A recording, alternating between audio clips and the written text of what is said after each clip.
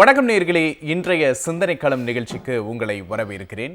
இன்று திமுகவின் செயற்குழு கூட்டம் நடந்து முடிந்திருக்கிறது. வழக்கம் போலவே திமுகவின் செயற்குழு பல்வேறு முக்கிய அம்சங்களோடு அரங்கேறி இருக்கிறது என்பதை பார்க்கிறோம். திமுகவின் செயற்குழுவில் 12 முக்கிய தீர்மானங்கள் நிறைவேற்றப்பட்டிருக்கிறது. தீர்மானங்கள் ஒவ்வொன்றும் கவனிக்கத்தக்க வகையிலான தீர்மானங்களாய் இருக்கிறது. கூடவே முதல்வர் திமுக தலைவரின் பேச்சும் மிகுந்த கவனம் பெற்றிருக்கிறது என்றே சொல்லலாம். தொண்டர்களுக்கும் ஊக்கமளிக்கக்கூடிய வகையிலும் பல்வேறு பிரச்சனைகளை தொட்டும் முதலமைச்சர் திமுக தலைவர் மு.க.ஸ்டாலின் அவர்கள் பேசியிருக்கிறார்கள்.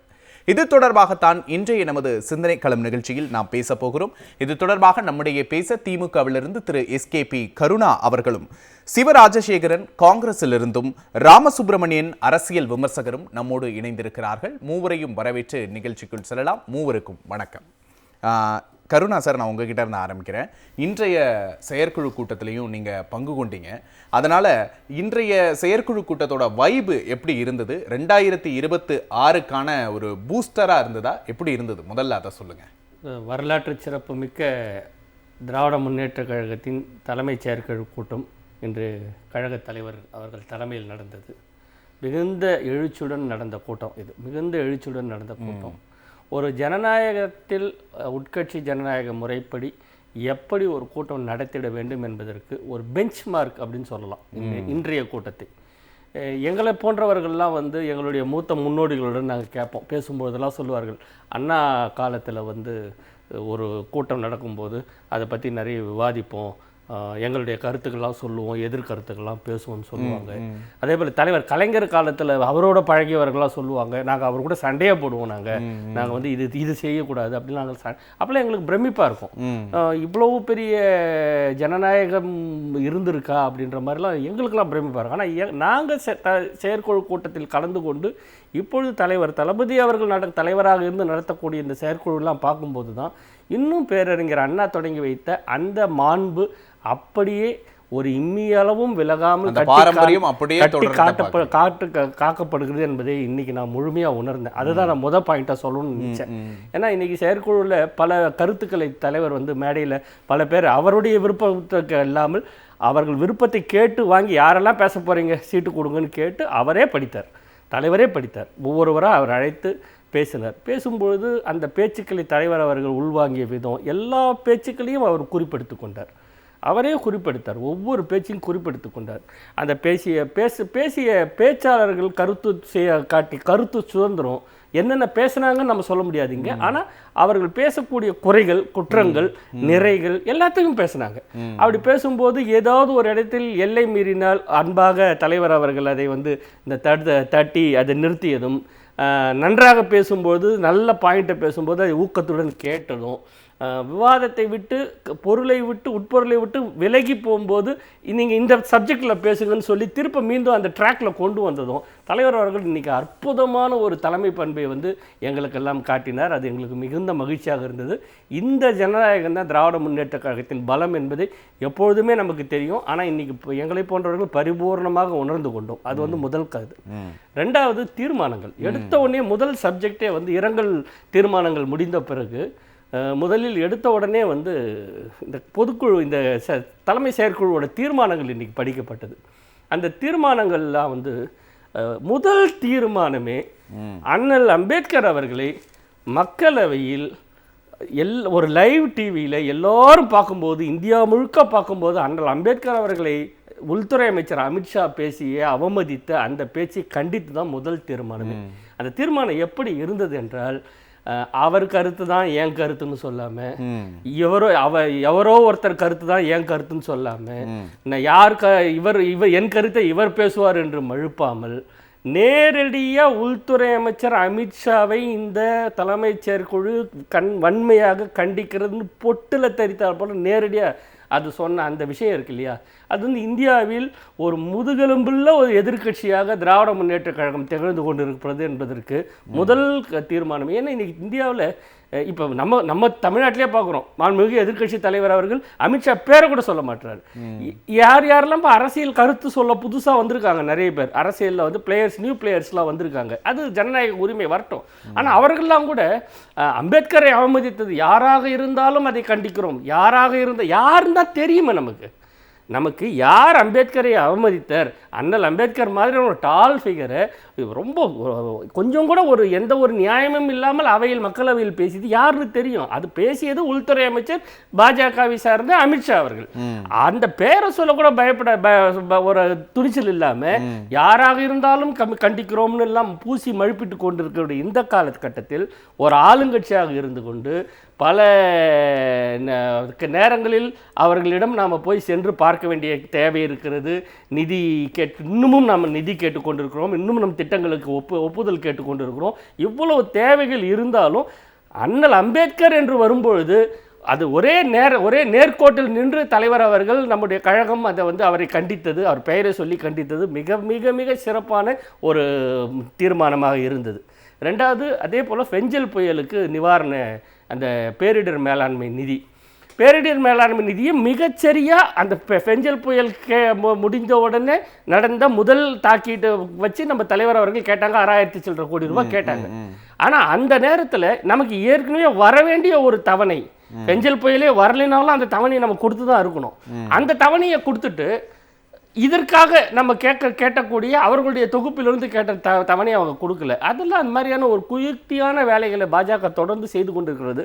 அதனால் அது தலைவர் இந்த தீர்மானத்தில் என்ன சொல்லணும், பேரிடர் மேலாண்மை நிதி என்பது பாஜகவின் கட்சி நிதி அல்ல என்று சுட்டி காட்டி நேரடியாக அதை சொல்லி ஒரு தீர்மானம் ஒன்றிய அரசு வலியுறுத்தி பல்வேறு தீர்மானங்கள். அதே போல 200 தொகுதியின் தலைவர் பேசிட்டு கொண்டிருந்தார். அதை வந்து இன்று தீர்மானமாக போட்டு எங்களையும் அந்த தீர்மானத்தை வந்து சொல்ல வைத்து எடுத்துக்கொண்டார். வெல்வோம் 200 படைப்போம் வரலாறு என்பதுதான் எங்களுடைய டேக்லைன். நிச்சயமா இந்தியாலேயே ஒரு மாநில கட்சி ஒன்றிய அரசு இந்த அளவுக்கு வலியுறுத்துவது, ஒன்றிய அரசிடமிருந்து உரிமைகளை கேட்டு பெறது, மாநிலத்துக்கான உரிமைகளை கேட்டு பெறது அப்படிங்கிறது திமுக கிட்ட தான் பார்க்க முடியுது அப்படிங்கிறதே நிதர்சனமான உண்மைதான். இன்னைக்கு ஒன்றிய அரசை வலியுறுத்துற விதமா பல்வேறு தீர்மானங்கள் போடப்பட்டிருக்கு. ஒன்றிய உள்துறை அமைச்சரை கண்டிச்சே இன்னைக்கு தீர்மானங்கள் போடப்பட்டிருக்கு. எப்படி பார்க்குறீங்க? அந்த இயக்கத்திற்காக போராடுகிற தலைமை இருக்கிறது, களத்தில் நிற்கிற தொண்டர்கள் பலமாக நிற்கிறார்கள். அவர்கள் இங்கே ஆளுங்கட்சியாக இருக்கிறார்கள், மாநிலத்திலே ஆளுங்கட்சி. மத்திய அரசை பொறுத்தளவில் அவர்கள் ஒன்றிய அரசை பொறுத்தளவில் எதிர்க்கிற பிரதான எதிர்க்கட்சிகளில் முதன்மையான கட்சியாக இருக்கிறார்கள். ஆக இரண்டு நிலை, ஒரு பக்கம் ஆளுங்கட்சி என்கிற நிலை, ஒரு பக்கம் மத்திய அரசை எதிர்த்து பாசிசத்தை எதிர்த்து ஒரு எதிர்க்கட்சியாக செயல்பட வேண்டிய நிலை. இதை இரண்டையும் அவர் தலைவர் தமிழகத்தினுடைய முதலமைச்சர் அதை திறம்பட கையாண்டு கொண்டிருக்கிறார் அப்படின்றது தான் அவருடைய அனுபவத்தின் வாயிலாக. அவர் ஏதோ திடீரென்று பதவிக்கு வந்துவிட்டவர் அல்ல. அரசியல் களத்தில் நீண்ட அனுபவங்களை பெற்று அந்த அனுபவங்களோடு இன்றைக்கு ஒரு பேர் இயக்கத்தை, திராவிட முன்னேற்றக் கழகத்தை தலைமை தாங்குகிற இடத்திலே அவர் இருக்கிறார். அதுவும் இந்தியாவுக்கே வழிகாட்டியாக இருக்கிற தலைவராக இருக்கிறார். அதிலே அவருடைய தீர்மானங்கள் அதை வந்து காட்டுகின்றன. எல்லா நிலைகளிலுமே மத்திய அரசை எதிர்த்து போராடுகிற ஒரு நிலைதான் இன்றைக்கு மாநில அரசாக இருக்கிற நமக்கு ஏற்பட்டிருக்கிற நிலைமை. அந்த விதத்தில் நமக்கு கிடைக்க வேண்டிய நியாயமான கோரிக்கைகளை, பெஞ்சல் புயல் நிவாரணமாக இருக்கட்டும், அதுபோல் டங்ஸ்டன் அந்த நிலக்கரி சுரங்கத்தில் ஏல முறையில் அவர்கள் செய்த நடவடிக்கைகளை எதிர்த்து போட்ட தீர்மானமாக இருக்கட்டும், ஆக இது அனைத்திலுமே அவர் வந்து ஒரு சரியான ஒரு தீர்மான இதை வந்து அவர் செயல்படுகிறார் அப்படின்றதற்கு கடந்த கால இது வந்து உதாரணம். அது சட்டமன்றத்தில் தீர்மானமாக நிறைவேற்றி அதை வலியுறுத்தி கொண்டிருக்கிறார். அது மத்திய அரசு பாராளுமன்றத்திலும் சரி, அங்கே கடுமையாக அதை எதிர்த்து குரல் கொடுத்து கொண்டிருக்கிறார். அந்த வகையில் இதில் வந்து எங்களுக்கு வந்து இதில் வந்து ஒரு ஆச்சரியம் இல்லை, இதை ஆச்சரியப்படுவதற்கு ஒன்றும் இல்லை. ஏன்னால் இயல்பிலேயே உருவான தலைவர் அதை சரியாக கையாண்டிருக்கிறார் அப்படின்றது தான் எங்களுடைய எண்ணம். இன்னொரு விஷயம், அண்ணல் அம்பேத்கர் அவர்களை பற்றி அவர்கள் இன்றைக்கு கொண்டிருக்கிற கருத்து, அந்த கருத்துக்கு எதிராக உடனடியாக களத்தில் அங்கே வந்து இறங்கிய தேசிய அளவிலே காங்கிரஸ் பெரியக்கமும், இன்றைக்கு தமிழ்நாட்டை பொறுத்தளவில் திராவிட முன்னேற்ற கழகம் எல்லா இடங்களிலும் ஆளுங்கட்சியாக இருக்கிற போது களத்தில் மாநிலம் தழுவிய ஆர்ப்பாட்டத்தை உடனடியாக, அந்த கடமையிலேருந்து அவர் வலுவவே இல்லை. அந்த இடத்துல இங்கே எதிர்க்கட்சியாக இருந்தவர்கள் அதுக்கு என்ன கருத்து சொன்னார்? அமித்ஷாங்கிற பெயரை உச்சரிக்கிறதுக்கே ஒரு எதிர்க்கட்சி தலைவர் இங்கே அஞ்சு கொண்டிருக்கிறார். அப்படின்ற நிலைமை தான் இன்றைக்கு. அவர் முதல்ல தன்னை காத்துக்கொள்ள வேண்டிய நிலையில் இருக்கிறார், கட்சியை காத்துக்கொள்ள வேண்டிய நிலையில் இருக்கிறார். முதல்ல அவருடைய இடத்தை தக்க வைப்பதற்கு அவருக்கு தினசரி போராட்டமாக இருக்குது எடப்பாடியை பொறுத்தளவில். ஆனால் இவர் உடனடியாக அதை நம்ம இது பண்ணுறோம். அம்பேத்கர் அவர்கள் மீதான விமர்சனம் என்பது இவர்கள் எப்படி நேரு மீதான விமர்சனத்தை, நேரு மீதான கிண்டல் கேலிகளை எப்படி தொடர்ந்தார்களோ அதே போல் இன்றைக்கு அம்பேத்கரையும் தொட ஆரம்பித்திருக்கிறார்கள். அதனுடைய வெளிப்பாடு தான் இது. பூனைக்குட்டி வெளியே வந்து விட்டது என்று சொல்வார்களே, அதே போல் இன்றைக்கி அந்த அமித்ஷாவினுடைய பேச்சு என்பது அது மாதிரியான நிலை. அரசியல் நிலையில் எப்போதுமே பாசிசமும் சரி, ஆதிக்க வர்க்கமும் சரி, சாமபேத தான தண்டங்களை கையில் எடுக்கும். ஏற்றுக்கொள்கிற வரை அதை உயர்வாக பேசுவார்கள், மறுக்கிற போது அதில் ஒன்றுமே இல்லை என்று விடுவார்கள். தந்தை பெரியார் சொன்னதை போல தான் அவர்களை பொறுத்தளவில் இந்திய அரசியலமைப்பு சட்டமும் அப்படித்தான், அம்பேத்கரும் அப்படித்தான். அவர்கள் அம்பேத்கரை பற்றி ஒரு வார்த்தையை சொல்லிவிட்டு அதை மறுதளிக்கிற விதமாக, அதற்கு முட்டுக் கொடுக்கிற விதமாக வேறு வேறு இருக்கிற வரலாற்று நிகழ்வுகளை திரித்து கூறுவது என்பது பாரதிய ஜனதா கட்சிக்கும் மோடி அமித்ஷா கும்பலுக்கும் இது வழக்கமான ஒன்று. அதை செய்திருக்கிறார்கள்.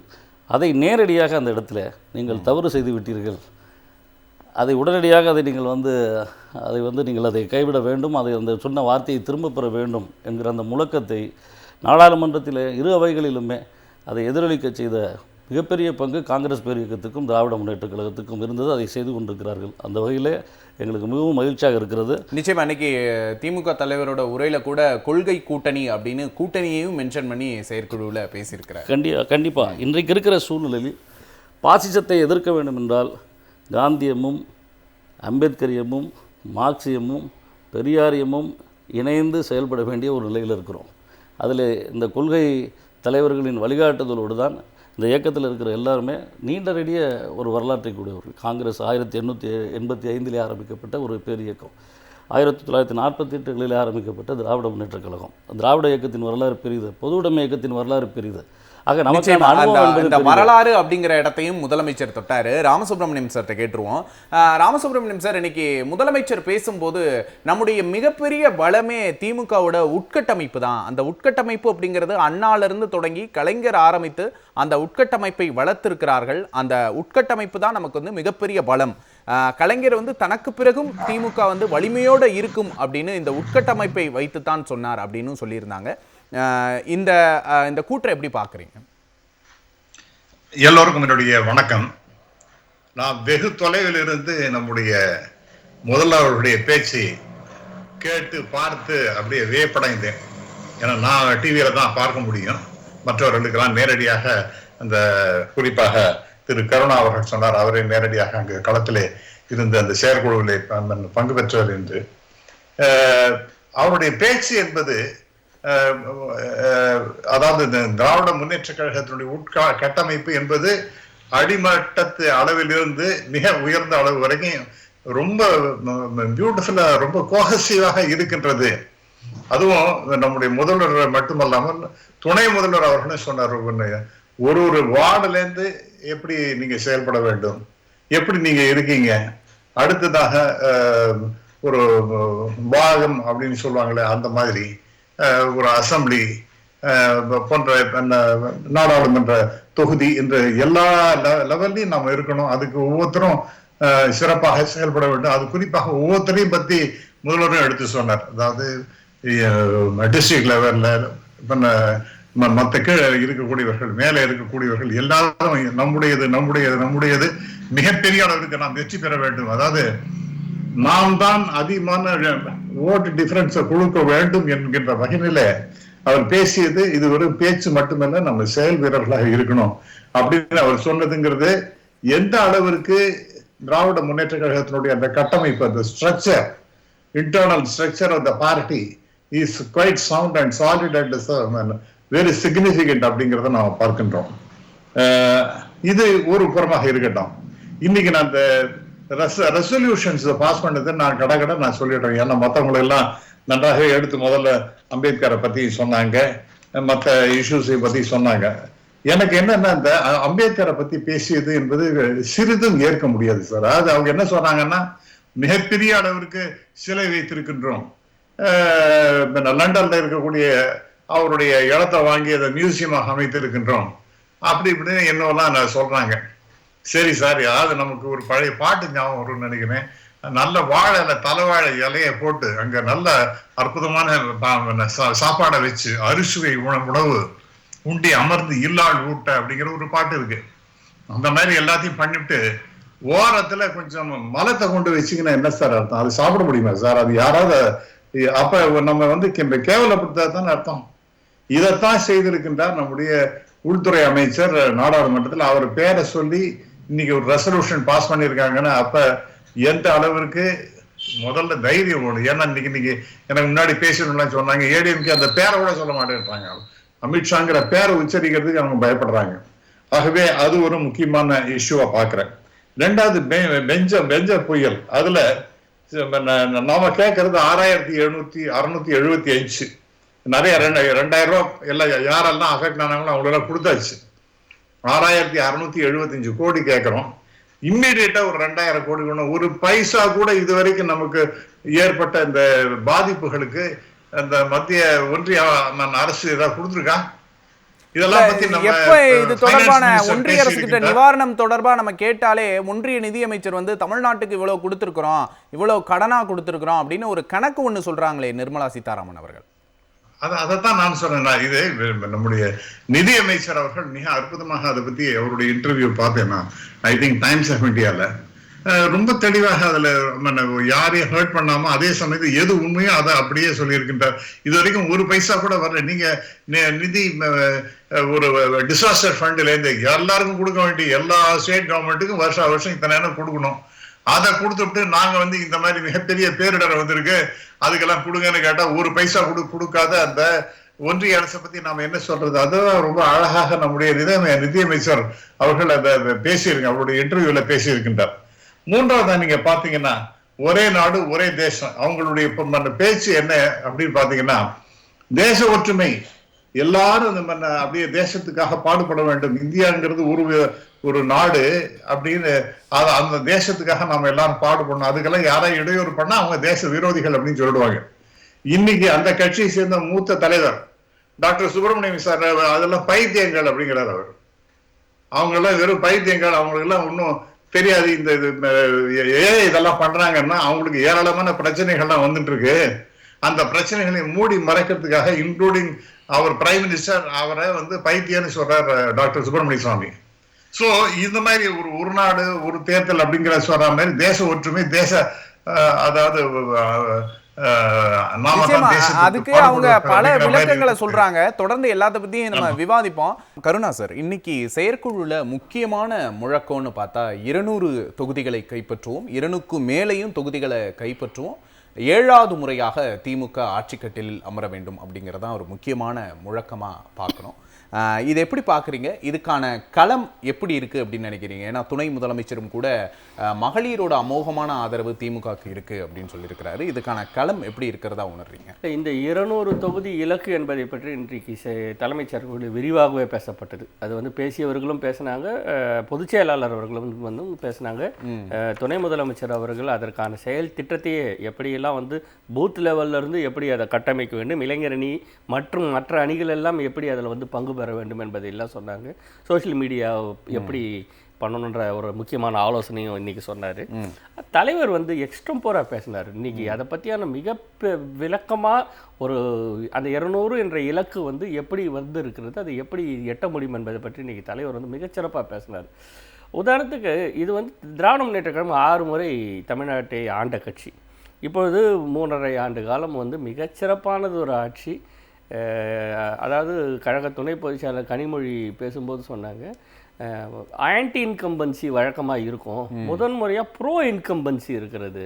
மக்களுக்கு வந்து இந்த ஆட்சியின் மீது வெறுப்பு வரவில்லை, முதன்முறையாக விருப்பம் வந்திருக்கிறது, அதிகமான விருப்பம் வந்திருக்கு. ப்ரோ இன்கம்பன்சி என்ன காரணம்? அது காரணம் திட்டங்கள் தான். முக்கியமாக வந்து மகளிர் நல திட்டங்கள். இந்த ஆட்சியே பெண்களுக்கான ஆட்சி என்று ஒரு அறுதியிட்டு சொல்லக்கூடிய அளவில் வெறும் முழுக்க பெண்களுக்கான திட்டங்கள். அதில் வந்து மகளிர் உரிமை தொகை ஏறக்குறைய 1,20,00,000 பேருக்கு போய் நேரடியாக ஒவ்வொரு மாதமும் அந்த பயன் போய் சேர்கிறது. அதன் மூலம் அவர்களுக்கு பெறக்கூடிய ஒரு தன்னம்பிக்கை எவ்வளோ பெரிய ஒரு குடும்பங்களிலிருந்து எவ்வளோ பெரிய ஒரு பொருளாதார சுதந்திரம் கொடுக்கிறது. அப்புறம் விடியல் பயணம் என்று கொடுக்கக்கூடிய கிராமப்புற பெண்களே நகரத்துக்கு சிறுநகரங்களுக்கு வந்து வியாபாரம் செய்யக்கூடிய அந்த வாய்ப்பை அளிக்கிறது.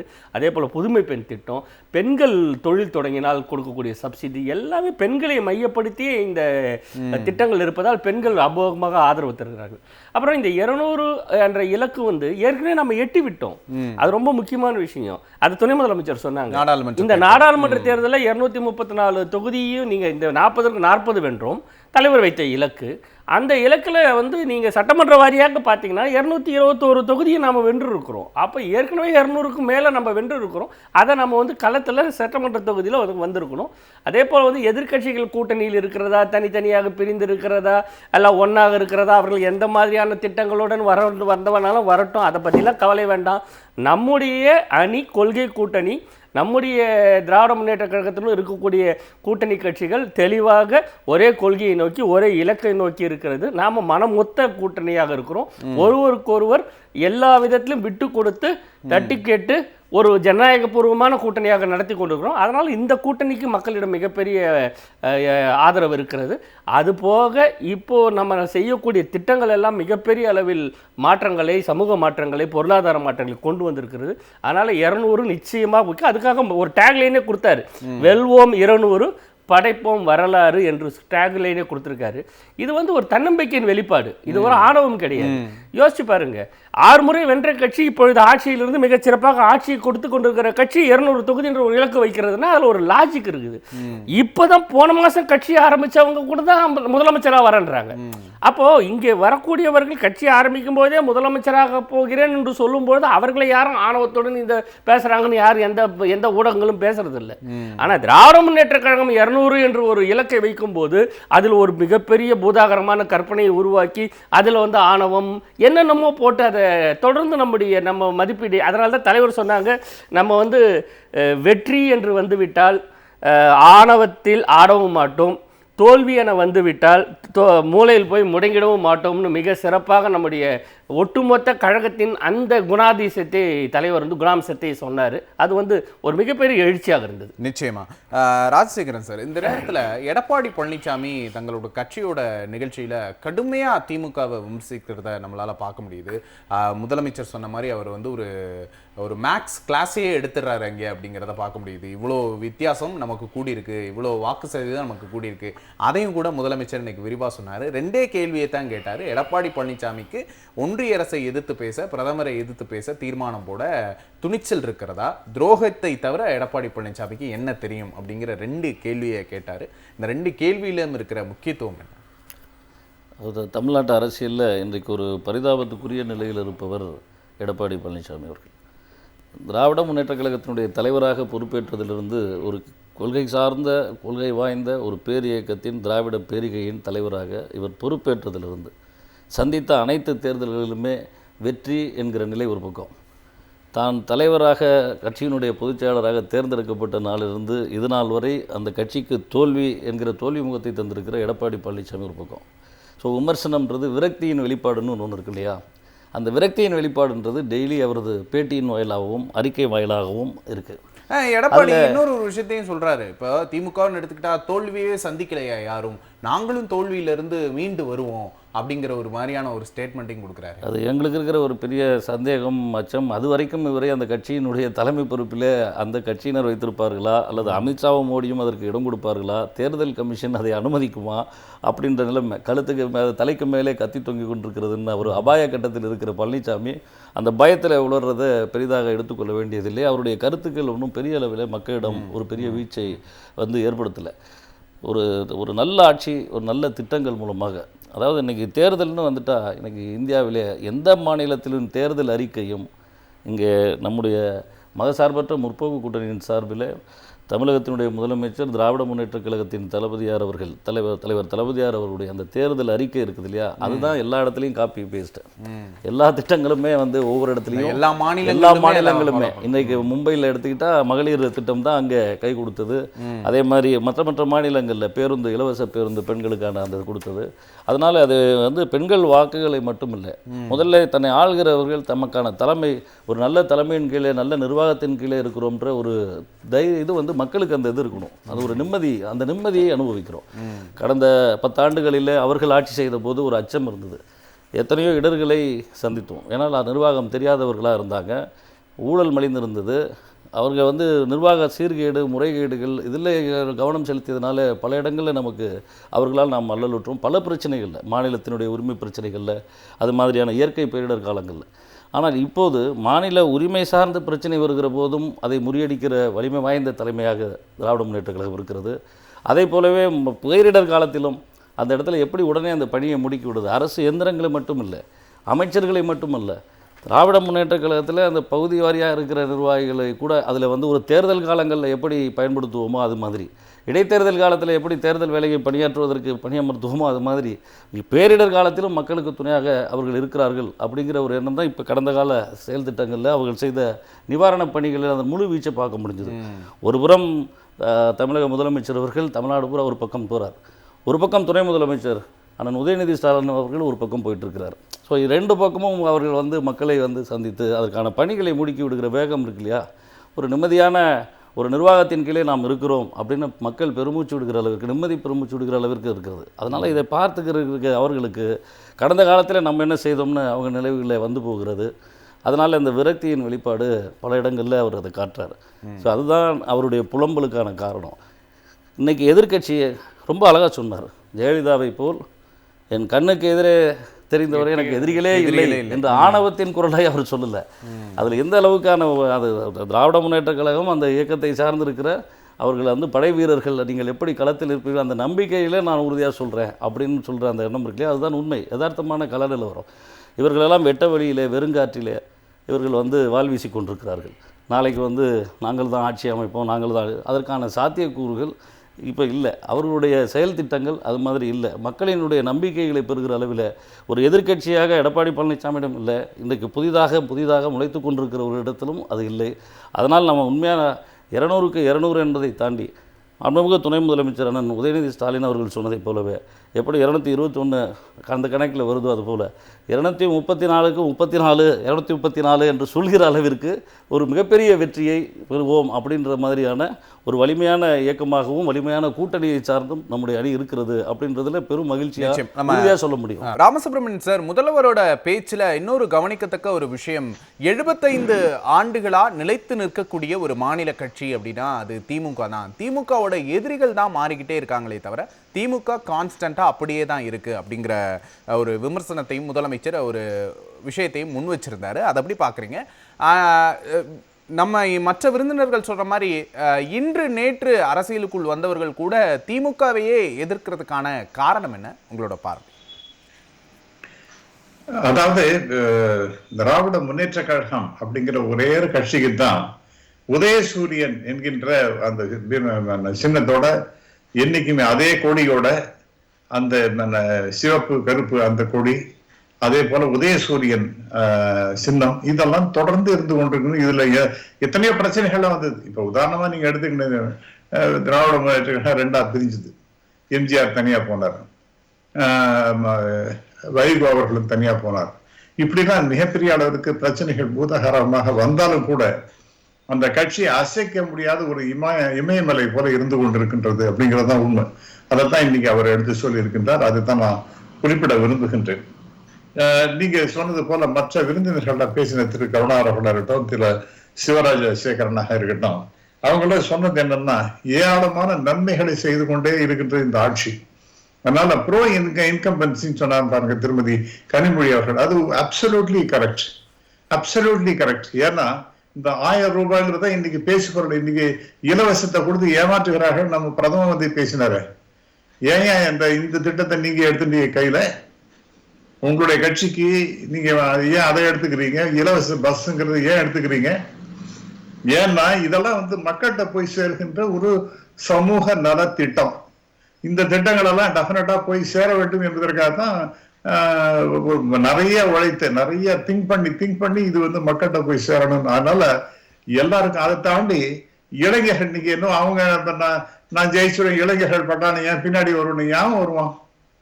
ஏன்னா என்ன திடீர்னு ஒரு கட்சி ஆரம்பிச்சு அதுக்கு திண்ணையில உட்காந்த கழவனுக்கு திடீர்னு கல்யாணமாங்கிற மாதிரி நான் இன்னைக்கு கட்சி ஆரம்பிப்பேன் நாளைக்கு ஆட்சிக்கு வந்துடுவேங்கிற மாதிரி பேச்செல்லாம் வந்து நடக்கக்கூடிய சமாச்சாரமே கிடையாது. அதெல்லாம் மூன்ஷைன், கற்பனை உலகத்துல செஞ்சரிப்பவர்கள் தான் அப்படிலாம் பேசுவார்கள். இன்னைக்கு இளைஞர்கள் கல்லூரிக்கு செல்லுகின்ற மாணவர்களுடைய எண்ணிக்கை அதிகமாயிட்டு இருக்கு இங்க தமிழ்நாட்டில். இன்னைக்கு அதெல்லாம் பத்தி கூட பேசணும். அதாவது 50% கிட்டத்தட்ட இருக்கு.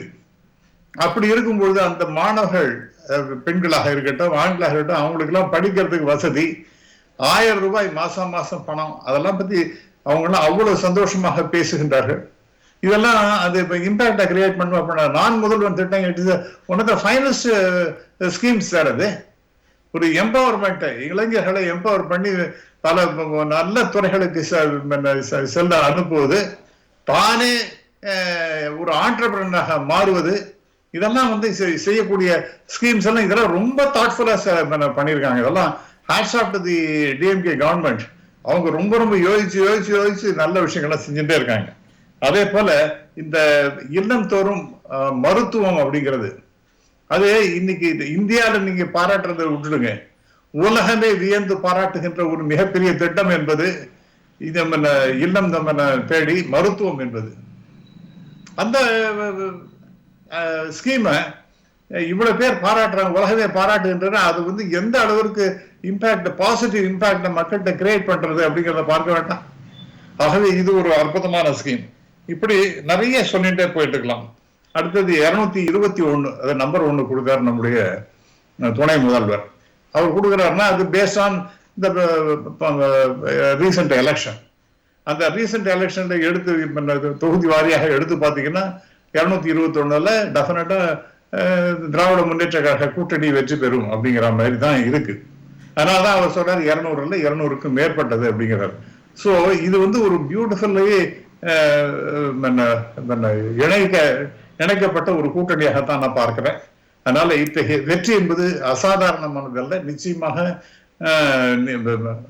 இயற்கையாக நடக்கக்கூடிய ஒரு செயலாகத்தான் பார்க்கிறேன். ஏன்னா இட் இஸ் ப்ரோ இன்கம்பன்சி. நீங்க பேசின பேச்சு ரொம்ப ரொம்ப ரொம்ப சரியானது. இது வந்து மக்கள்கிட்ட சில 1, 2, 3 விஷயத்துல இருக்கலாம். ஆனால் இதெல்லாம் தாண்டி அவர்கள் செய்கின்ற நல்ல காரியங்கள், அதைத்தான் மக்கள் எடை போடுவார்கள். அவங்களெல்லாம் சாதாரண மக்கள் எல்லாம் நீங்க சாதாரண எடை போடாதீங்க. நான் எல்லாம் பார்த்துருக்கேன். 71 டிஎம்கே தோத்து போடுன்னு நினைச்சிருந்தா அது வந்து மக்களுடைய சக்தி வந்து டிஎம்கே பின்னாடிதான் இருந்த 180 இடத்துக்கு மேல ஜெயிச்சாங்க. ஒரு ஹிஸ்டாரிக் விக்டரி. அதெல்லாம் எப்படி சாத்தியமாச்சு? ஆகவே இது ஒரு விஷயம். இதை தாண்டி இன்னைக்கு நான் இவரை பத்தி நான் சொல்லணும். நம்ம education minister, school education minister பத்தி பேசணும். அதை பத்தியும் ஒரு ரெசல்யூஷன் இருக்கு, இந்த சமக்ர சிக்ஷா அபியான். இது எதுக்காகன்னு எனக்கு புரியல. இந்த 3 மும்மொழி கொள்கை அப்படிங்கிறது ஏத்துக்க முடியாதுன்னு திருப்பி சொல்லப்பட்டுட்டே இருக்கு. இதுதான் எங்களுடைய கொள்கை அப்படின்னா அதை எப்படியாவது அந்த ஹிந்தியை நுழைச்சு விடணும்ங்கிறதுக்காக முயற்சி செஞ்சு இந்த எஸ்எஸ்ஏ ஸ்கீமுக்காக 2151 கோடி கொடுக்கல சார். அவங்க அநியாயமா இருக்கு. அந்த மாதிரி கொடுக்காதனால கிட்டத்தட்ட 40 லட்சம் மாணவர்கள் அஃபெக்ட் ஆயிடுவாங்க போல இருக்கு. 2 லட்சம் டீச்சர்ஸுக்கு வேலை இல்லாமல் படும் போல இருக்கு. அவங்களுடைய சம்பளம் கொடுக்க முடியாது. அப்படி இருந்தும் கூட கொடுத்து கொண்டே இருக்கின்றார்கள். அப்படின்னா எந்த அளவுக்கு அந்த அவங்களுடைய காசுல கமிட்டடா இருக்காங்கன்னு பாருங்க. ஆனால் சர்வீஸ் சமக்ர சிக்ஷா அபியான், அதாவது prime ministers schools for rising India, அதுக்காக நாங்க நீங்க சேர்த்தே ஆகணும். நீங்க சொல்லிட்டீங்கன்னா நாங்க சொன்னோம் சார், பட் இந்த மாதிரி 3 மும்மொழி கொள்கையை நாங்க ஏத்துக்கணும்னு நான் எங்க எழுதி கொடுத்தேன்னா ரெசல்யூஷன் ஏதாவது பாஸ் பண்ணிருக்காங்க ஸ்டேட் கவர்மெண்ட். ஆகவே இதெல்லாம் வந்து ரொம்ப அக்கிரமமான விஷயமாக இருக்கு. செயற்குழுலையும் இது வலியுறுத்தப்பட்டது. தொடர்ந்து பல வலியுறுத்தல்கள், தீர்மானங்களா ஒன்றிய அரசு முன்வைக்கப்பட்டுட்டே இருக்கு. பேசுறது இங்க வந்து அதுக்கு ஏதோ இந்த கவர்மெண்ட்டுக்கு தான் எதிர்க்கவே இல்லைங்கிற மாதிரி பேசுவது என்பது ரொம்ப ஆச்சரியமான விஷயம். அங்க ஒண்ணு அதுக்கு வரவேற்பு சொல்லிட்டு இங்கே வந்து அதுக்கு எதிர்க்கிறேன்னு பேசுவது என்பது இரட்டை வேஷம். அதை வந்து தோலுரிச்சு காமிச்சார் நம்முடைய முதல்வர். இதுலயே அசம்பிளிலேயே தோலுரிச்சு காமிச்சிட்டார். ஆகவே இப்படி பல விஷயங்களை நீங்க எடுத்து பார்த்தீர்கள் என்றால் இன்னைக்கு திராவிட முன்னேற்ற கழகம் பொதுமக்கள்கிட்ட மிகப்பெரிய அளவிற்கு வரவேற்பு பெற்ற ஒரு கட்சியாக இருக்கின்றது. ஆகவே ஏதோ இந்த ஒரு கற்பனைக்காக 200 அப்படின்னு சொல்றதுங்கிறது எனக்கு நான் பேரெல்லாம் சொல்ல விரும்பல. சில நண்பர்களா இதுல எக்ஸ்டர்னல் எழுதுறாங்க, இஷ்டத்துக்கு அவங்க ஏதோ பேசிட்டு இருக்காங்க, அவங்களுக்கு சார்பாக இந்தந்த விஷயத்தை தான் அவங்க பேசுவாங்க, அரசாங்கம் இந்த ஸ்கீம்ஸ் எல்லாம் செஞ்சிருக்கு, டிஎம்கே ஏடிஎம்கே எதிர்க்கணும், இந்த மாதிரி ஏதோ சில விஷயத்தெல்லாம் போட்டு சில பேர் எழுதிட்டு இருக்காங்க. ஆனா the fact remains, மக்கள் எல்லாரும் இந்த அரசாங்கத்தினுடைய செய்கைகள் செயல்பாடுகள் இவளெல்லாம் ஆதரிச்சு தான் இருக்கின்றார்கள். ப்ரோ இன்கம்பன்சி என்பது மிக பெருவாரியாக இருக்கின்றது. ஆகவே இந்த அரசாங்கம் மீண்டும் வருவதற்கு, அதாவது திராவிட முன்னேற்ற கழகம் அதனுடைய கூட்டணி 200க்கு மட்டுமல்ல 200க்கும் மேற்பட்ட இடங்களில் வெற்றி பெறுவதற்கு நிறைய வாய்ப்பு இருப்பதாகத்தான் நான் பார்க்கிறேன். கருணாகரன் சார், இன்னொரு முக்கியமான தீர்மானம், 4வது தீர்மானம், ஒரே நாடு ஒரே தேர்தலை எதிர்த்து ஒரு தீர்மானம் நிறைவேற்றப்பட்டிருக்கு. இதை எதிர்த்து சட்டமன்றத்திலையும் கூட ஒரு வலியுறுத்தல் முன்வைக்கப்பட்டிருக்கு அப்படிங்கிறத பார்க்குறோம். இது எப்படி பார்க்குறேன்? 40க்கு 40 அப்படின்ற கோஷத்தோடு நாம் தேர்தலை சந்தித்து தலைவர் தலைமையில் 40க்கு 40 வென்றோம். ஜெயிக்கிற வரைக்கும் ஜெயிக்கவே முடியாது இந்த கட்சி, எல்லா இதுலேயும் நாங்கள் தான் ஜெயிப்போம், நோட் எடுத்துங்க, குறித்து கொள்ளுங்கள், நான் சொல்வதை எழுதி வைத்துக் கொள்ளுங்கள், எழுதி வைத்துக் கொள்ளுங்கள்னே அந்த அண்ணாமலை என்ற பாஜக தலைவரை வந்து பேசிகிட்டே இருப்பார். ஆனால் 40க்கு 40 சொன்ன மாதிரி தலைவர் வென்றார். வென்ற உடனே என்ன விமர்சனம் வச்சாங்கன்னா, இந்த 40 எதுக்குமே பயன் இல்லை, நீங்கள் வந்து அங்கே போய் கேன்டீனில் போய் வடை சாப்பிட்றதுக்கு தான் இந்த தமிழ்நாட்டில் இருக்கிற 40 எம்பிக்கள் போகிறாங்க, 40 எம்பிக்கள் வென்றதால் வந்து தமிழ்நாட்டுக்கு எந்த நன்மையும் வரப்போகிறதில்ல அப்படின்னு உடனே நம்ம வெல்லவே முடியாதுன்னு சொன்னாங்க. வென்று காட்டியவுடன் நீங்கள் வென்றாலும் பயன் இல்லைன்னு இந்த மாதிரியான நெகட்டிவ் தாட் இருக்கக்கூடிய இந்த அரசியல் சூழலில் இந்த 40க்கு 40 என்ன சாதித்தது என்பதை இந்த ஒரே நாடு ஒரே தேர்தல் மசோதாவை நிறுத்திய ஒரு காரணம் போதும். இந்த 40க்கு 40 அப்போ பாஜகவுக்கு சிம்பிள் மெஜாரிட்டி தேவைன்னா 272 தேவை. அந்த 272 எம்பிக்கள் இல்லை, அவங்ககிட்ட 240 தான் இருக்காங்க. அப்போது அவர்களுக்கு 40 எம்பிக்கள் குறையுது. அந்த 40 கிடைக்காமல் பார்த்து கொண்டது தமிழ்நாடு. நாம் இந்த 40 வாங்காமல் போயிருந்தால், நம்ம வாங்காமல் நமக்கு எதிர்க்கக்கூடிய அதிமுகவோ அல்லது வேறு யார் வாங்கியிருந்தாலும் இது வென்றாலும் இதெல்லாம் பாஜகக்கான ஓட்டாக தான் மாறி இருக்கும். அப்போ பாஜகவுக்கு தனி மெஜாரிட்டி இல்லாமல் குறைத்தது மட்டுமல்லாமல் இந்த மசோதா வரும்போது 3/2 பங்கு பெரும்பான்மை இருந்தால் தான் இதை நிறைவேற்ற முடியும் என்றது தான் சட்டம். அது தெரியும். ஏன்னா 2-3 சட்ட திருத்தங்களை அரசியல் சாசனத்தில் திருத்தணும், அப்போதான் இதை கொண்டு வரவே முடியும். அதுக்கு அவங்கக்கிட்ட மெஜாரிட்டி இல்லை. ஆனாலும் எதனால் கொண்டு வராங்க, அவங்களால் முடியாத காரியத்தை எதனால் செய்கிறாங்கன்னு நம்ம தலைவர் கூட அறிக்கையில் சொல்லியிருந்தாங்க. அப்போ அவர்கள் கொண்டு வரும்போது நாம் திராவிட முன்னேற்ற கழகம், காங்கிரஸ் பேரியக்கமும் சேர்ந்து இடதுசாரிகள் எல்லா எதிர்கட்சிகள் ஒருங்கிணைந்து அன்னைக்கு இருக்கக்கூடிய மிகப்பெரிய குழப்பமான சூழ்நிலையில் கூட உறுதியாக இருந்து அந்த மசோதாவை வந்து அதை வந்து பாஸ் பண்ணாமல் தடுத்து. ரீசெண்டாக சட்டமன்றத்தில் பேசின எதிர்கட்சி தலைவர் பழனிசாமி கூட நீங்கள் வந்து ஒரு விஷயத்த வந்து வலியுறுத்தணும், ஒரு விஷயத்த நாடாளுமன்றத்துக்கு திமுகலேருந்து 40 எம்பிக்கள் போயிருக்கீங்க, என்ன செஞ்சீங்க, ஒரு விஷயத்தை வலியுறுத்தி நீங்க கேட்டு பெறணும் அப்படிங்கிறத அழுத்தமா முன்வைக்கிறாரு. அப்ப அவருக்கு அரசியல் அறிவு இல்லைங்கிறீங்களா? நாம வந்து வலியுறுத்துறது அப்படின்ற அந்த சொல் இருக்கு இல்லையா, அது வந்து அதிமுகவுக்காக நோகாம அடிக்கிறது குழந்தைய, அந்த மாதிரி வந்து அதிமுகவுக்காக எடுத்து வச்சுக்கிற சொல். நாம வந்து எதை கேட்டாலும் உரிமையுடன் கேட்கக்கூடிய, நம்ம தன்மானத்தோடும் சுயமரியாதையும் உரிமையுடன் கேட்கக்கூடியவங்க தான் நாம.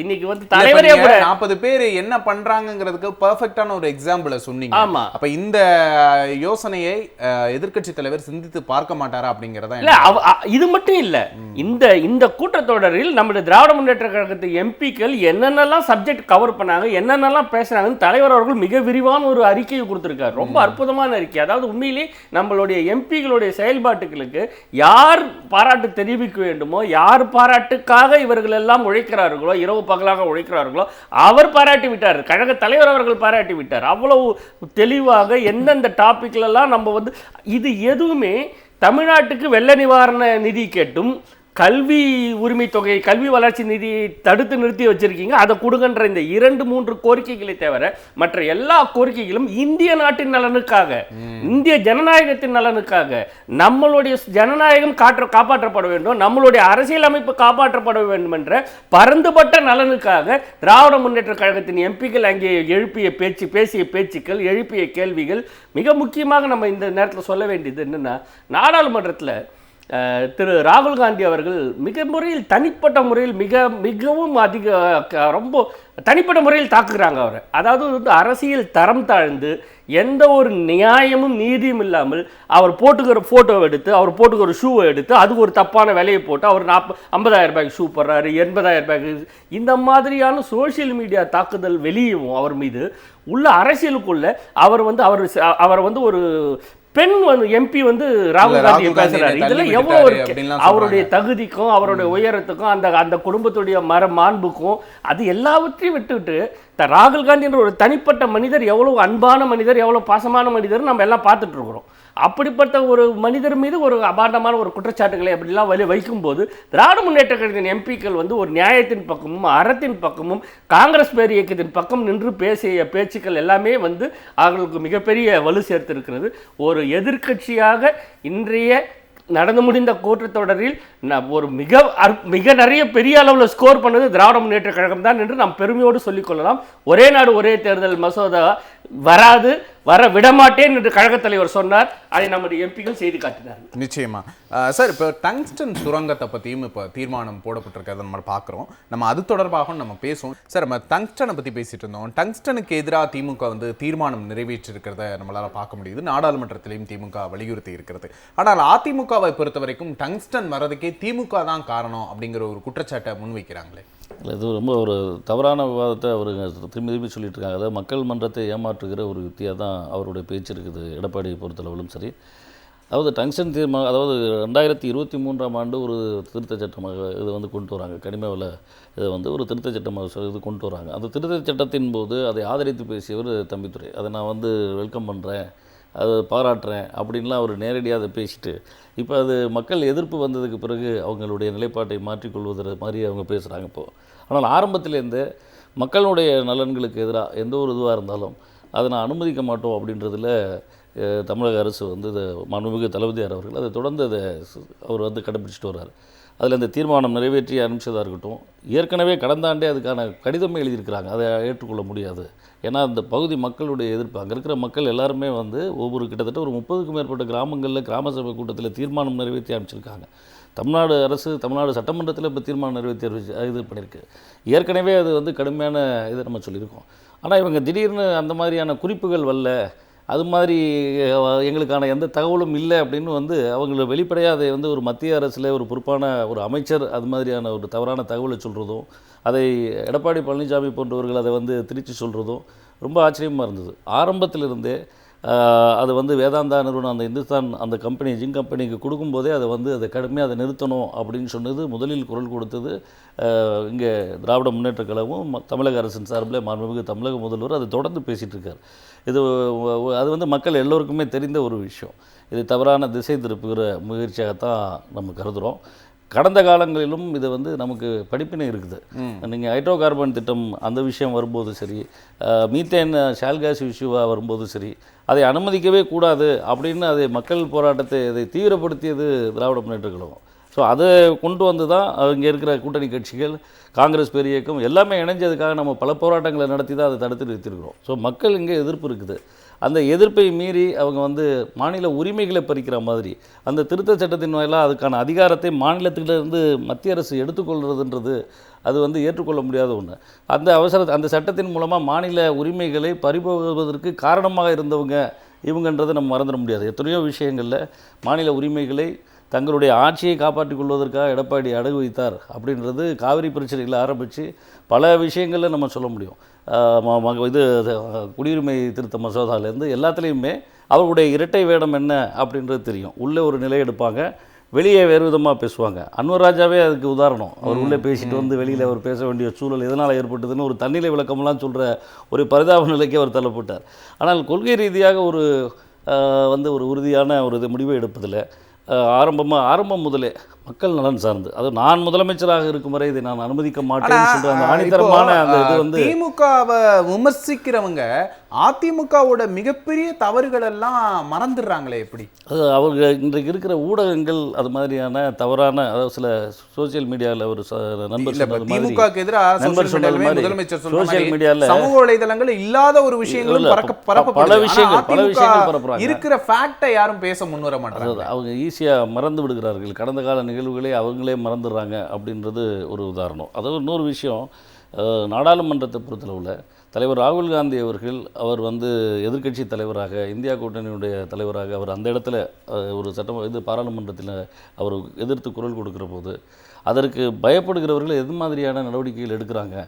பாராளுமன்ற ஜனநாயகம் எந்த அளவுக்கு மோசமாக போயிட்டுருக்கு. முன்பெல்லாம் சட்டமன்ற கூட்டத்தில் இங்கே ஜெயலலிதா காலத்தில் அரங்கேறிய சம்பவங்கள், திட்டமிட்டு அவர்கள் ஆளுங்கட்சியாக இருக்கும்போது எதிர்க்கட்சிகள் மீது நடத்தப்படுகிற வன்மங்கள், அவர்களை தூக்கி வெளியே போடுவது, அவர்களை தாக்குவது, ஆக ஒரு அதிகாரம் படைத்தவர்கள், இது உள்ளவங்க ஒரு அந்த அதிகாரத்தின் மையமாக கொண்டிருக்கிறவர்கள் என்ன மாதிரியான தவறுகளில் ஈடுபடுவாங்கன்றதுக்கு ஜெயலலிதா ஒரு உதாரணம். ஜெயலலிதாவின் வழியை பின்பற்றி மோடியா லேடியான்னு ஜெயலலிதா கேட்டது மாதிரி மோடியும் லேடியும் ஜெயலலிதாவும் ஒரே மாதிரியான எண்ண ஓட்டத்தில் இருக்கவங்கன்றது தான் இன்றைக்கு பாராளுமன்றத்தில் நடந்து கொண்டு போய் காட்டுது.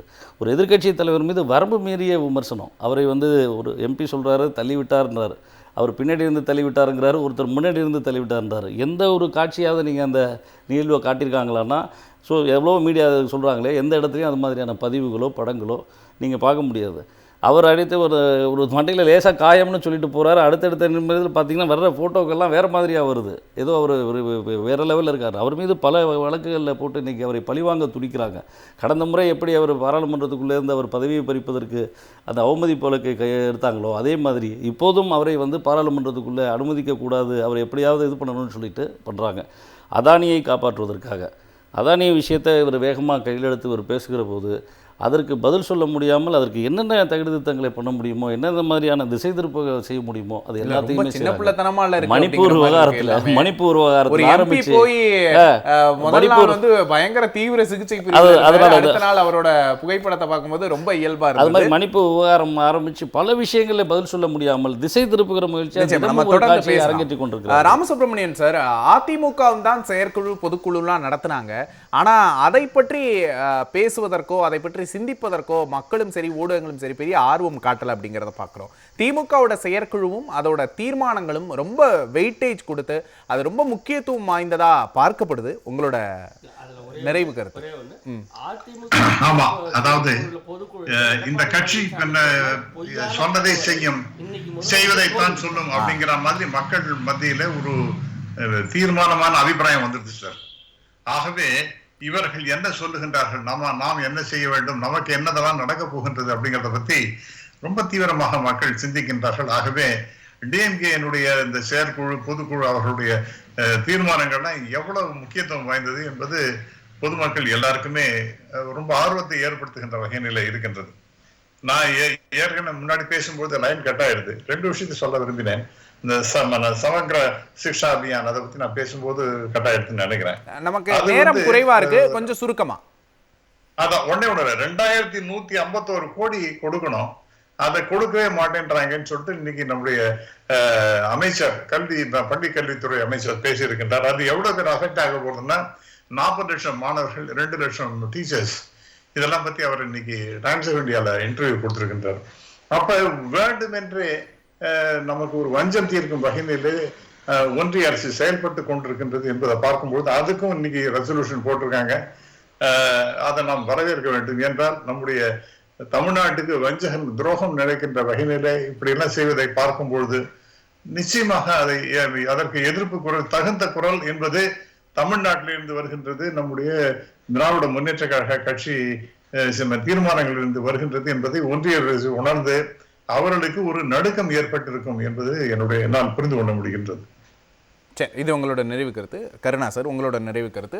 இந்த இன்னைக்கான செயற்குழு அப்படிங்கிறது 2026 வெற்றியின் தொடக்கமாக இருக்குமா உங்களோட பார்வை? அதாவது தமிழ்நாட்டு அரசுக்கு கடுமையான நிதி நெருக்கடியை திட்டமிட்டு ஒன்றிய அரசு கொடுத்து கொண்டிருக்கிறது. தமிழ்நாடு அரசின் சட்டமன்றத்தின் சுதந்திரமான ஜனநாயகபூர்வமான செயல்பாடுகளை ஆளுநரை வைத்து முடக்கி போடுகிறது. இவ்வளவு பெரிய இற்கட்டுகளுக்கு மத்தியில் தலைவர் தளபதி அவர்கள், மாண்புமிகு தமிழ்நாட்டு முதலமைச்சர் அத்தனை மக்கள் நலத் திட்டங்களையும் கொண்டு வந்து மிகச்சிறப்பாக நிறைவேற்றி கொண்டிருக்கிறார். ஒரு தங்கு தடை இல்லாமல் ஒரு ஃப்ளோவாக ஒரு ஆட்சி போய் கொண்டிருக்கிறது. மனுக்களின் மீது இந்த ஆட்சி மக்கள் பொதுமக்கள் தரக்கூடிய மனுக்களின் மீது இந்த ஆட்சி எடுக்கக்கூடிய நடவடிக்கைகளை போல இதற்கு முன் இவை இல்லை, இதற்கு முன்பு இல்லை, இதற்கு பிறகும் யாரும் இருக்க முடியாத அளவுக்கு ஒவ்வொரு மனுக்கும் பதில் அளிக்கப்படுகிறது. ஒவ்வொரு மனுவும் முதலமைச்சர் அலுவலகத்தால் நேரடியாக கண்காணிக்கப்படுகிறது. பொதுமக்களின் கோரிக்கைகளுக்கு தீர்வு காணப்படுகிறது. சமூக பொருளாதார வளர்ச்சி, ஒரு சமத்துவத்துடன் கூடிய வளர்ச்சி, சமூக நீதியுடன் கூடிய கல்வி என ஒரு மிகப்பெரிய மாற்றத்தை இந்த 3.5 ஆண்டு காலத்திலேயே நம்மால் இங்கே செய்ய முடிந்திருக்கிறது. நிச்சயமாக தமிழ்நாட்டு மக்கள் மீண்டும் திராவிட முன்னேற்ற கழகத்துக்கு பெரிய ஒரு வெற்றியை கொடுத்து இந்த 10 ஆண்டு கால ஆட்சி என்பது மட்டுமில்லாமல் அடுத்த 5 ஆண்டு காலம் 10 ஆண்டு காலம் கூட திராவிட முன்னேற்ற கழகத்தின் இந்த திராவிட மாடல் ஆட்சி தொடரும் என்ற ஒரு நம்பிக்கையை இந்த தலைமைச் செயற்குழுவின் மூலமாக எங்களுக்கு தலைவர் அளித்திருக்கிறார். நாங்கள் கட்சியினர் எழுச்சியுடன் இந்த கூட்டம் முடிந்தவுடன் மிகுந்த எழுச்சியுடன் மனநிறைவுடன் வந்திருக்கிறோம்.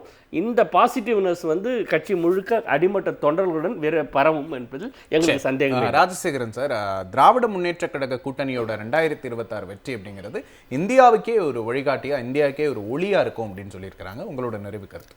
2026 தேர்தலுக்கான தன்னுடைய படைக்கலனை அது தேர்தல் களத்திற்காக தயார்படுத்துகிற ஒரு பயிற்சி பட்டறையாக இன்றைக்கு அந்த செயற்குழு கூட்டம் அமைந்திருக்கிறது என்பதில் எந்த சந்தேகமும் இல்லை. ஒரு மிகப்பெரிய வெற்றியை பெறுவோம். அவர் தலைவராக பொறுப்பேற்றதிலிருந்து தமிழ்நாட்டு அரசியலில் தொடர்ந்து கண்டிருக்கிற தொடர் வெற்றி இது. அவர் சொன்னதைப் போலவே 7வது முறையாக ஒரு மிகப்பெரிய வெற்றியை பெறப்போகிற ஒரு வாய்ப்பு அவருக்கு இருக்கிறது. நிச்சயமாக வெல்வோம் என்கிற நம்பிக்கை தமிழ்நாட்டு மக்களுக்கும் இருக்கிறது. நான் நிறைவாக ஒரு விஷயத்தை நான் சொல்லணும்னு நினைக்கிறேன். இன்றைக்கு நடந்த அந்த செயற்குழு கூட்டத்தில் இரங்கல் தீர்மானம் வாசிக்கிற போது மறைந்த ஒரு முரசொலி செல்வம் அவர்களுக்கும், அதே மாதிரி எங்களுடைய தமிழ்நாடு காங்கிரஸ் கமிட்டியின் தலைவராக இருந்த தன்மான தலைவர் என்று அழைக்கப்படுகிற எங்கள் அன்பிற்குரிய தலைவர் ஈவிகே இளங்கோவன் அவர்கள் சமீபத்தில் மறைஞ்சாங்க. அவர் ஈரோடு கிழக்கு சட்டமன்ற உறுப்பினராக அவர் பணியை வெற்றி பெற்று இந்த நிலையிலே அவரை நாங்கள் இழந்திருக்கிறோம். ஒரு இளைஞர் காங்கிரஸ் தலைவராக இளமை காலம் தொட்டே மாவட்ட தலைவராக, மாநில தலைவராக, இப்படி பல பொறுப்புகளில் வந்தவர். காங்கிரஸ் பேரியக்கத்தினுடைய ஒரு நம்பிக்கைக்குரிய ஒரு செல்வாக்கு மிகுந்த ஒரு தலைவராக அவர் வந்தார். அவர் மறைந்த போது தமிழகத்தினுடைய முதலமைச்சர் அவர்கள் அவர் 2 முறை வந்தது மட்டுமில்லை, அவருக்கான அரசு மரியாதையை அவர் அது கொடுத்தார். தந்தை பெரியார் அவர்கள் இறந்தபோது அவருக்கு அரசு மரியாதை செலுத்த வேண்டும் என்று வருகிற போது அன்றைக்கு சில சட்ட விதிமுறைகளை சொல்லி தடுக்க பார்த்தார்கள். ஆனால் அன்றைக்கு முத்தமிழறிஞர் கலைஞர் அவர்கள் அதை ஒரு முதல் கடமையாக அதை செய்வேன், அதனால் என்னுடைய ஆட்சி இழந்தாலும் பரவாயில்லை, தந்தை பெரியாருக்கு அரசு மரியாதை வழங்கப்படும் சொல்லி அதை வழங்கினார். இன்றைக்கு அவருடைய பேரன், அவருடைய மரபு வழி பேரன் ஈவிகே இளங்கோவன் அவர்கள் மறைந்தபோது தந்தை பெரியாரின் கொள்கை வழி பேரன் தமிழக முதலமைச்சர் அவர்கள் அது அரசு மரியாதையை கொடுத்தார். அதை நாங்கள் நன்றியோடு நினைவு கூறுறோம். இன்றைக்கு இரங்கல் தீர்மானத்திலும் அதை அவர் குறிப்பிட்டு சொன்னது எங்களுக்கு ஒரு ஆறுதலாகவும் ஒரு நெகிழ்வாகவும் இருந்தது. இந்த வாய்ப்பின் மூலமாக மாண்புமிகு தமிழக முதலமைச்சருக்கு தமிழ்நாடு காங்கிரஸ் கமிட்டியின் சார்பில், பேரியக்கத்தின் சார்பில் என்னுடைய நன்றியை நான் அவருக்கு தெரிவித்துக் கொள்கிறேன். சரி, நிகழ்ச்சியில் உங்களோட கருத்துக்களை விரிவாக பகிர்ந்துள்ள மூவருக்கும் மிக்க நன்றி. நேர்களை மீண்டும் ஒரு சிந்தனை கிளம்பும் நிகழ்ச்சியில் சந்திக்கலாம். வணக்கம்.